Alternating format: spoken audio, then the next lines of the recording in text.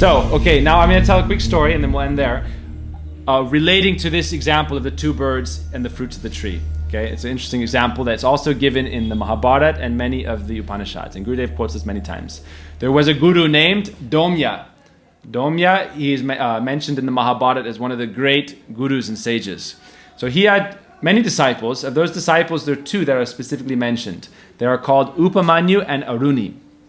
So Upamanyu is a great example of not being attached to the fruits and not tasting the fruits of your action independently of Guru. So we heard in the previous video that Krishna told Arjuna, do everything as a sacrifice to me. And then when it's done as a sacrifice to me, naturally you'll end up becoming aligned with Dharma, doing things in a righteous way. Because Krishna says, if you want to offer something to me, it should be pure. Phalam, phoyam, toyam, that Krishna says, patram, pushpam, phalam, toyam. Offer me something that is sattvic or nirgun or pure. So if you want to offer, if you think now I'm doing everything as a sacrifice to God, then naturally you'll start to think, well, I should offer everything in a pure way. Krishna doesn't want to eat the burnt offerings of sacrifice, so you can't offer meat. It's said in all the different scriptures, God does not eat the burnt offerings of your sacrifice. Krishna himself does not accept that. So therefore, Krishna says, okay, I do everything for me. So how do we practically do everything for Krishna?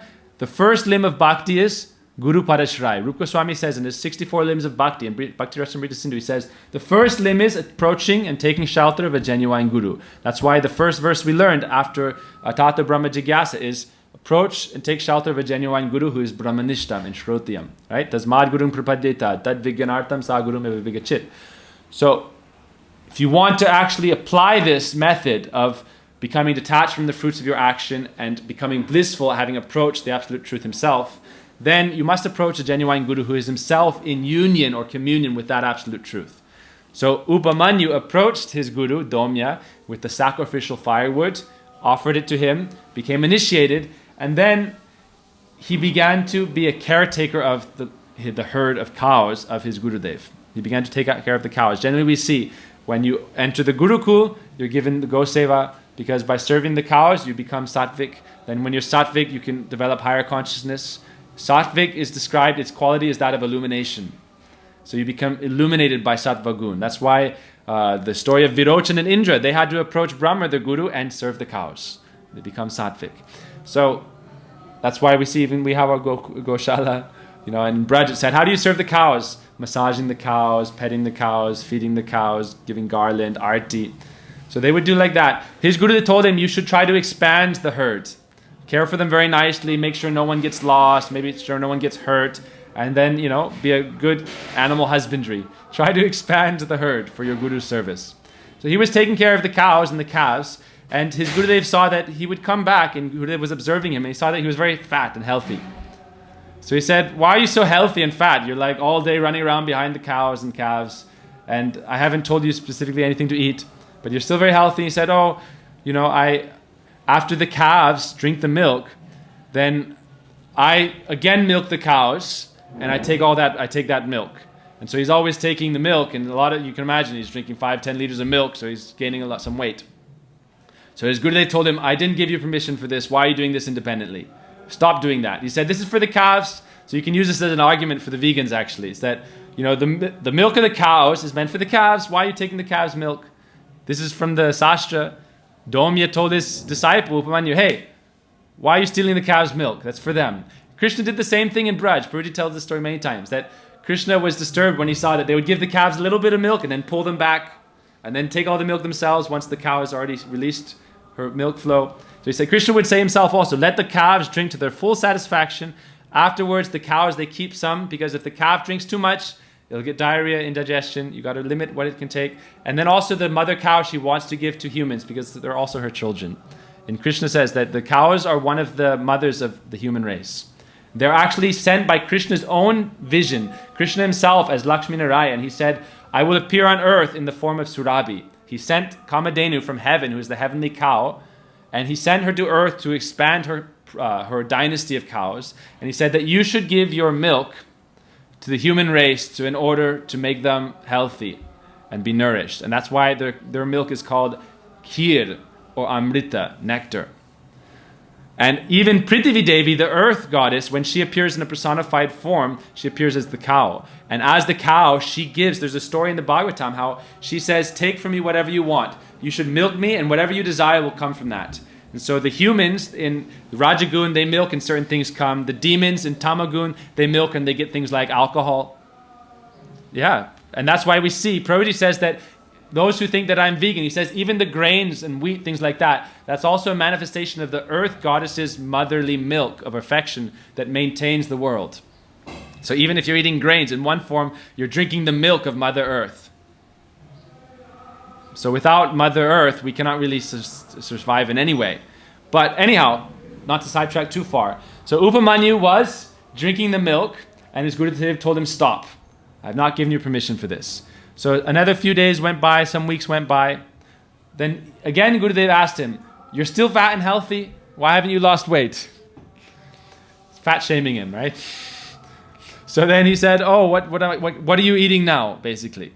The rule is in a Gurukul, the proper system is that the disciple will not eat until Guru gives him something from his own hand or from his own instruction. That's why when Ram and Lakshman were in the forest for 14 years, Lakshman didn't eat. It's described in the Shastra that Lakshman did not eat the entire time. Why is that? Because there's a story. This is a very interesting story. When Ram and Lakshman were fighting Ravan, Ram could not defeat Ravan's son, Indrajit. Indrajit had conquered even Indra himself, and he shot the snake arrows that made Ram and Lakshman as if dead. And then they were rejuvenated by calling Garuda, and Garuda saved them. It's a whole other interesting story. So later, Lakshman was the one who killed Indrajit. And so after Indrajit was killed, Indrajit's wife came through the army of the Vanaras, the monkeys, and she said, I want audience with Lakshman and Ram. How is it possible that my husband was killed? So she came through all the armies. They respectfully parted for her. They're not going to hurt a woman, especially after they just killed her husband. So she came forward and she asked that my husband had a boon from his goddess Durga, that a man who had not been brahmachari, fully celibate for 14 years without even thinking of enjoying a woman, what to speak of doing it, and who had not eaten for 14 years, only such a man could kill my husband. 3 things. He had 3 boons. If he had slept in 14 years, or if he had eaten in 14 years, or if he had broken celibacy in 14 years, he could not defeat that person. So his wife was thinking, how is that possible? I want to hear from Lakshman himself. So she asked Lakshman, and Lakshman was, he's humble naturally, but he said, yes, it's true. It's true. And she said, how? Prove it to me. So he said, first of all, I left my wife at home. Ram brought his wife Sita, but I thought if I was also having to take care of my wife, I could not fully take care of Sita, protect Sita and Ram, and serve my brother Ram. I'm like his servant. My whole purpose was to serve my brother Ram. So I didn't bring my wife, and I never even looked above the feet of Sita Devi. I never looked at her face even.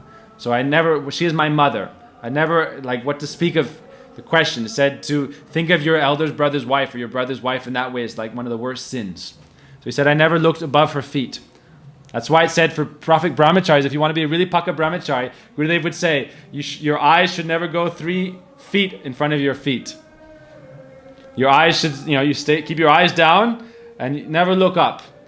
And it said if you're doing Puraschana, which means you're chanting special mantras to achieve purification, like you're doing Brahma Gayatri Puraschana, which means you take a vow, I'm going to chant 100,000 Brahma Gayatri mantras in the next month.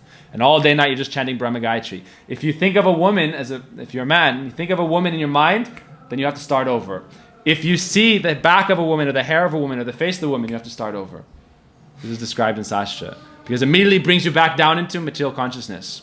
I am a man. This is a woman, object of my enjoyment. Immediately brings you back down into mundane consciousness. So real brahmachari is completely one-pointed, focused on Parabrahman, no thought of material matter. So Lakshman said, I've been a perfect brahmachari for 14 years, first one. Then, what, you've never slept? He said, every night I had to protect Ram and Sita when they're resting. So I was staying up guard every night. And Ram at that point was feeling so much appreciation for his brother and how much sacrifice he did. Imagine that, 14 years, no sleep. Then the last one, 14 years he didn't eat even. And Ram himself said, I don't believe it. How is it possible? And the wife didn't believe it, and Ram said, it's not possible. And Lakshman said, it's true. And Ram said, what do you mean? Many times I said, I finished eating and I left something for you. And Lakshman said, you left something for me, but you never said, oh Lakshman, now eat. So he was such a perfect servant that he was thinking, unless my Ram himself says, now sit and eat, he didn't eat. That's the proper disciple, means unless Guru himself says, now eat, then we don't take. That's why Prabhuji, after Kirtan, he'll go, oh, go take prasadam. Then, okay, yes, Gurudev, I go take prasadam. But the real disciple, without Guru's permission, they're not independently doing anything. And so then Ram said to Lakshman, how can you prove it? So he said, send Hanuman. Hanuman is very fast. He can quickly fly and check. So he said, all those ashrams we stayed in, all the different places we stayed in, I took whatever was left over, I put it in a bundle and hid it up in the tree. And so Hanuman quickly went and he searched in the different ashrams and they quickly came back and said, Ram, he's right. 14 years he didn't take anything.